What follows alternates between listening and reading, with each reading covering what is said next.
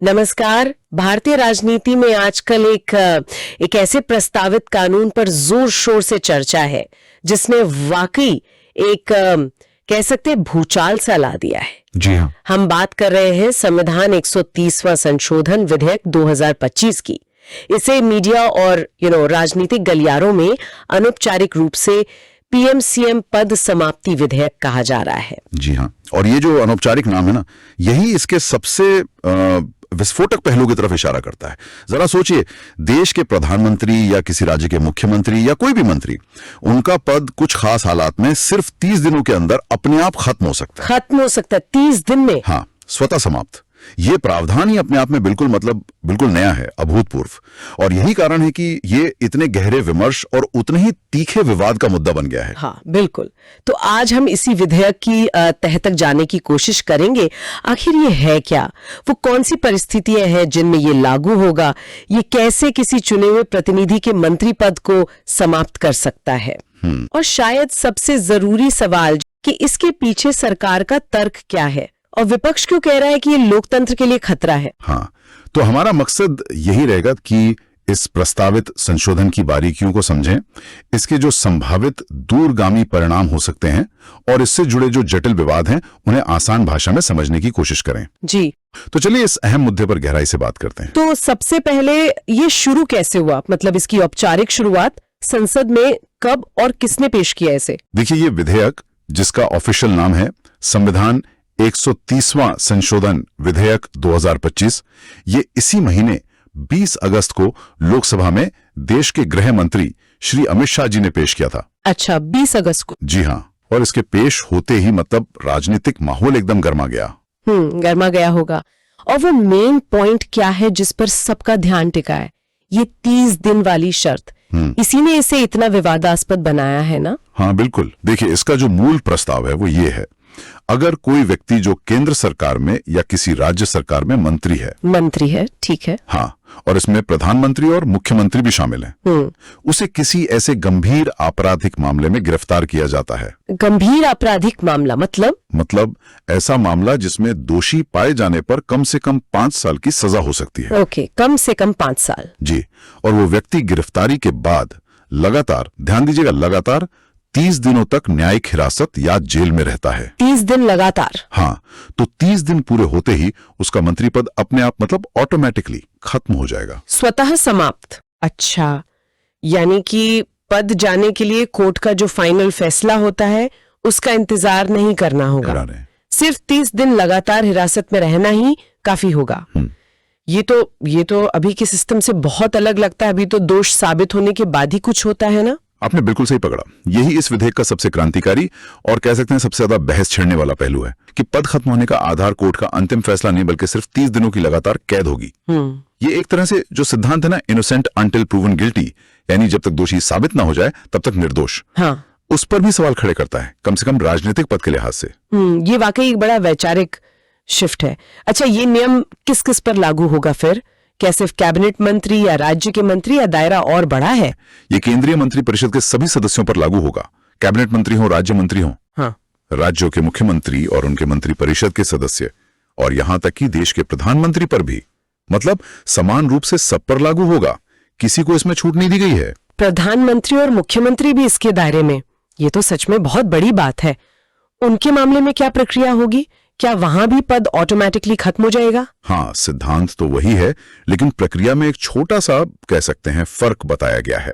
अगर प्रधानमंत्री या मुख्यमंत्री खुद इस 30 दिन वाली शर्त के दायरे में आ जाते हैं, मतलब गंभीर मामले में गिरफ्तार होकर लगातार 30 दिन जेल में रह गए, तो उन्हें 31वें दिन तक अपना इस्तीफा देना होगा।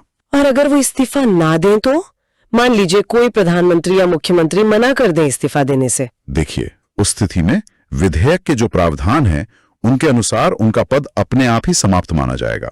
अच्छा, तो मतलब नतीजा वही? हाँ, नतीजा वही है जो दूसरे मंत्रियों के मामले में है, पद से मुक्ति। इस्तीफा देना बस एक तरह की प्रक्रियात्मक औपचारिकता है, कह सकते हैं।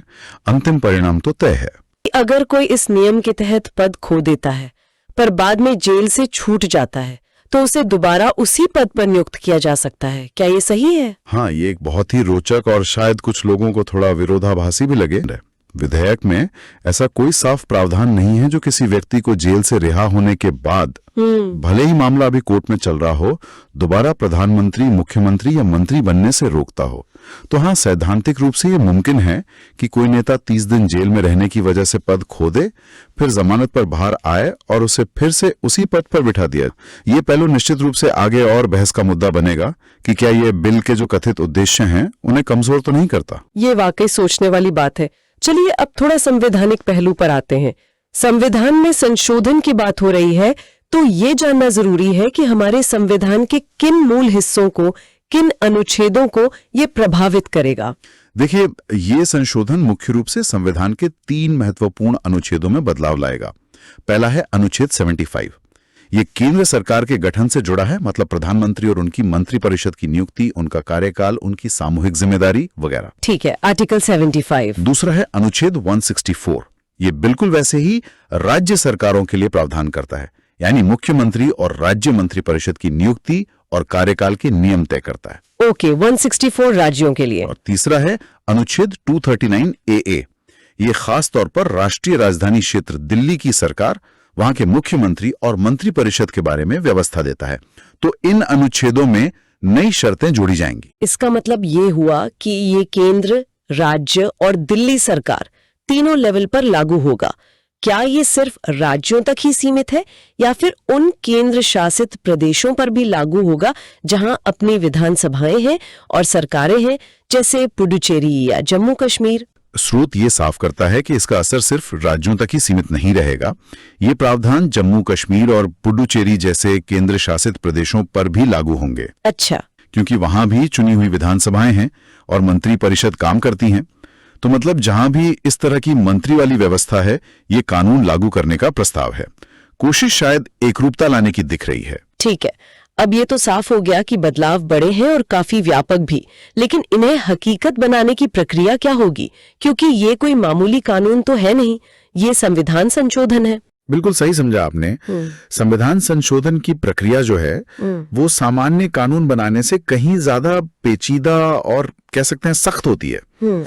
इस विधेयक को कानून बनने के लिए संसद के दोनों सदनों से, लोकसभा और राज्यसभा, अलग अलग पास होना होगा। दोनों से? हाँ, और वो भी सिर्फ साधारण बहुमत से नहीं, बल्कि हर सदन में जितने सदस्य उपस्थित हैं और वोट कर रहे हैं, उनके कम से कम 2/3 2/3 बहुमत से पास होना जरूरी है। 2/3 बहुमत? जी हाँ। और इसके साथ एक और शर्त है कि ये जो 2/3 बहुमत है, ये सदन की कुल सदस्य संख्या के आधे से ज्यादा भी होना चाहिए। तो ये एक बहुत ऊंची संवैधानिक बाधा है जिसे पार करना होगा। ये तो वाकई काफी मुश्किल प्रक्रिया है। खैर, संविधान की स्थिरता के लिए ये जरूरी भी है। तो अभी इस बिल की स्थिति क्या है? क्या संसद में वोटिंग हो चुकी है इस पर? नहीं, अभी वोटिंग की नौबत नहीं आई है। जैसा कि अक्सर ऐसे महत्वपूर्ण और जटिल विधेयों के साथ होता है, इसे फिलहाल और गहराई से विचार विमर्श के लिए और विस्तृत जांच के लिए एक संयुक्त संसदीय समिति यानी जॉइंट पार्लियामेंट्री कमेटी JPC को भेज दिया गया है। JPC को? अच्छा जी। JPC में लोकसभा और राज्यसभा दोनों सदनों के सदस्य होते हैं। ये कमेटी बिल के हर पहलू का अध्ययन करेगी, एक्सपर्ट्स की राय ले सकती है, अलग अलग स्टेक होल्डर से बात कर सकती है और फिर अपनी एक रिपोर्ट संसद को सौंपेगी। यानी JPC की भूमिका तो काफी अहम होगी इसमें। वो इसके पक्ष विपक्ष, संभावित असर, हर चीज को बारीकी से देखेगी। निश्चित रूप से JPC की रिपोर्ट इस विधेयक का भविष्य तय करने में एक महत्वपूर्ण भूमिका निभाएगी। ऐसा भी हो सकता है कि समिति की सिफारिशों के आधार पर सरकार बिल में कुछ बदलाव भी करे। JPC रिपोर्ट आने के बाद ही ये बिल फिर से संसद के दोनों सदनों में चर्चा और आखिरी वोटिंग के लिए रखा जाएगा।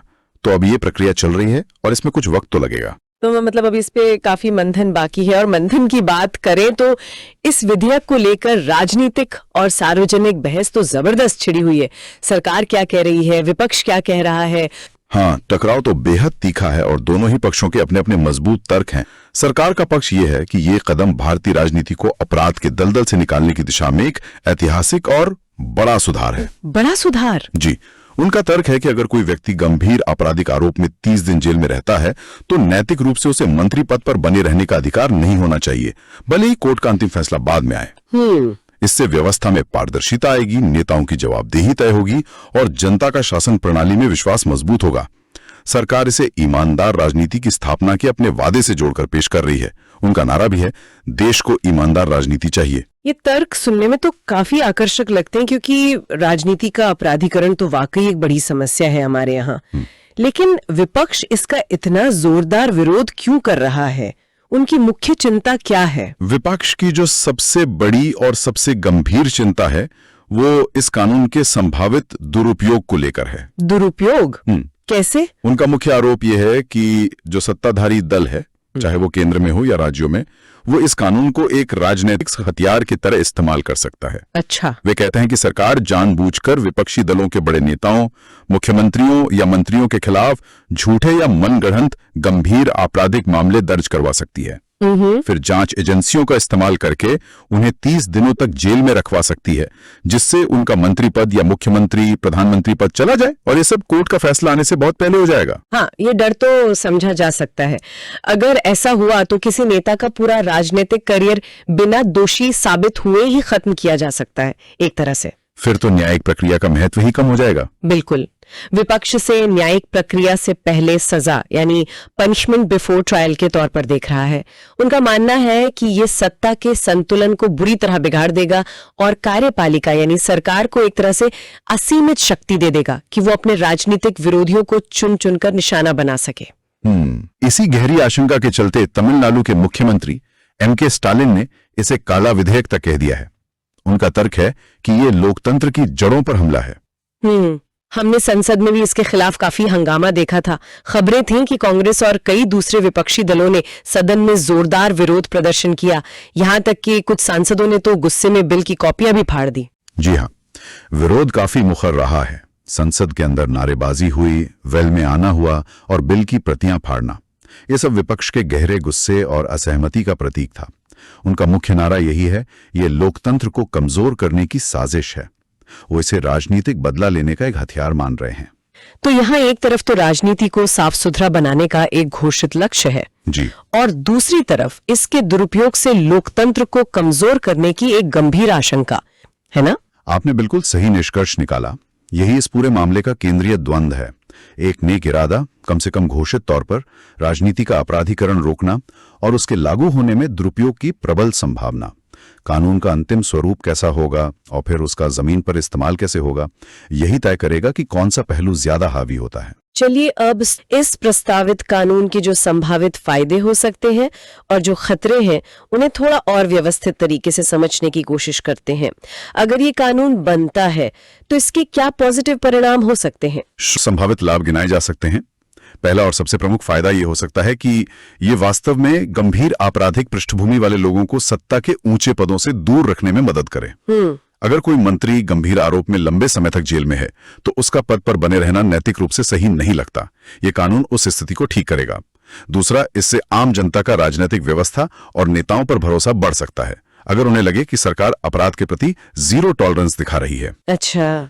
तीसरा, ये सरकारों के कामकाज में, खासकर मंत्रियों के चुनाव और उनके बर्ताव में ज्यादा पारदर्शिता और जवाबदेही लाने की दिशा में एक कदम हो सकता है। ये तो हुए संभावित फायदे, लेकिन सिक्के का दूसरा पहलू भी है, यानी खतरे या जोखिम क्या हैं जिन पर विपक्ष लगातार उंगली उठा रहा है। जो सबसे बड़ा खतरा, जैसा हमने पहले भी बात की, सत्ताधारी दल द्वारा विपक्षी नेताओं को फंसाने के लिए झूठे या कमजोर आपराधिक मामलों का इस्तेमाल करना है, सिर्फ इसलिए ताकि उन्हें 30 दिनों के लिए जेल में रखकर उनके राजनीतिक पद से हटाया जा सके। ये तो बहुत बड़ा खतरा है। हाँ, दूसरा बड़ा जोखिम यह है कि किसी नेता का पूरा राजनीतिक करियर और उसकी पब्लिक इमेज कोर्ट का फैसला आने से बहुत पहले ही खराब हो सकती है, भले ही वो बाद में पूरी तरह निर्दोष साबित हो जाए। ये जो नेचुरल जस्टिस का सिद्धांत है, उसके खिलाफ जा सकता है। सही बात है। तीसरा, इससे देश में सत्ता का संतुलन बिगड़ सकता है। कार्यपालिका यानी सरकार की शक्ति विधायिका और न्यायपालिका की कीमत पर जरूरत से ज्यादा बढ़ सकती है, जो किसी भी स्वस्थ लोकतंत्र के लिए ठीक नहीं है। ये डर है कि कानून का डर दिखाकर राजनीतिक सहमति बनाने या विरोध को दबाने की कोशिश हो सकती है। तो कुल मिलाकर ये एक ऐसा प्रस्तावित संशोधन है जिसके नतीजे बहुत गहरे और दूरगामी हो सकते हैं, समाज और राजनीति के लिए अच्छे भी और बुरे भी।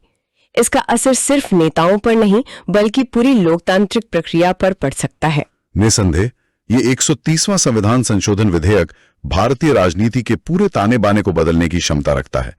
इसका जो केंद्रीय विचार है, गंभीर अपराधों में 30 दिन की लगातार कैद पर मंत्री पद का स्वतः समाप्त होना, ये एक दो भारी तलवार की तरह है। दो धारी तलवार। बिल्कुल।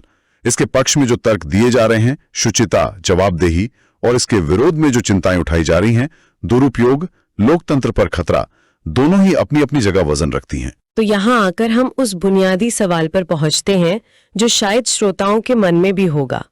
क्या ये वाकई भारतीय राजनीति को स्वच्छ बनाने का एक कारगर नुस्खा साबित होगा? या फिर जैसा कि विपक्षी दलों और कई विश्लेषकों को डर है, ये सत्ताधारी दल के हाथ में राजनीतिक विरोधियों को ठिकाने लगाने का एक नया और ज्यादा धारदार हथियार बनकर रह जाएगा। इस कानून का असली चेहरा और असर तो तभी सामने आएगा जब ये अंतिम रूप में पास होगा, अगर होता है तो, और फिर जमीन पर लागू किया जाएगा। इसकी कामयाबी या नाकामी इसके निष्पक्ष और समझदारी भरे क्रियान्वयन पर निर्भर करेगी, जो अपने आप में एक बहुत बड़ी चुनौती है। ये वास्तव में एक विचार करने वाला प्रश्न है, जिसका जवाब तो भविष्य ही देगा और जिस पर हम सभी को नजर बनाए रखनी होगी। इस गहन विश्लेषण के लिए आपका बहुत बहुत धन्यवाद। धन्यवाद।